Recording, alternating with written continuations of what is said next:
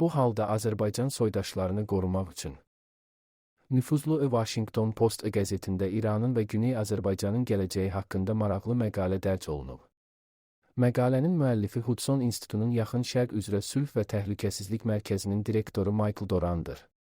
Müəllifin tezisləri Ağ Evin İran siyasətinin yol xəritəsini necə müəyyənləşdirməsi baxımından faydalıdır. Axar az xəbər verir ki, bu sözləri politoloq Elxan Şahinoğlu bildirib. Birincisi, məqalədə İranda farsların sadəcə Tehran və İsfahan ətrafındakı mərkəzdə cəmləşdikləri, ölkənin sərhəd boyu ərazilərində digər xalqların, o cümlədən Azərbaycanlıların üstünlük təşkil etdiyi yazılıb.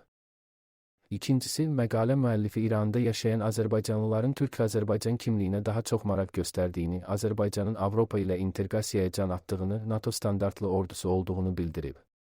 Müəllif Azərbaycanın dünyəvi dövlət olmasından zövq aldığı bir vaxtda İslam Respublikasının iqtisadi uğursuzluq və təcrid şəraitində olduğunu xatırladıb.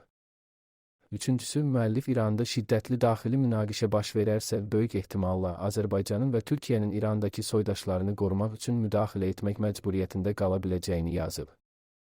Dördüncüsü, müəllif başqa bir önəmli nəticəyə də gəlib. Onun sözlərinə görə İranda yaşayan Azərbaycanlılar indiki rejimlə yanaşı Fars millətçi diktaturasının da əleyhinədir. Bu, Azərbaycanlıların keçmiş şahın oğlu Rza Pəhləvinin hakimiyyətə qayıdışı əleyhinə olmasına işarədir. Washington Post qəzetində yayımlanan məqalədə Washingtonun İranla bağlı planlar qurarkən Azərbaycan prezidenti İlham Əliyevlə məsləhətləşmənin vacibliyi də qeyd edilib, politoloq vurğulayıb. Şahinoğlu əlavə edib ki, ABŞ-la Azərbaycan arasında tərəfdaşlıq yüksək səviyyəyə qalxıb. ABŞ-ın vitse-prezidenti James Vance fevral ayında Azərbaycana və Ermənistana səfər edəcək. Trump paylaşdığı son statusda Azərbaycanla tərəfdaşlığı gücləndirmək istədiyini yazıb. Ağ Ev sahibinin sözlərinə görə ABŞ Azərbaycana müdafiə avadanlıqları satmağı planlaşdırır.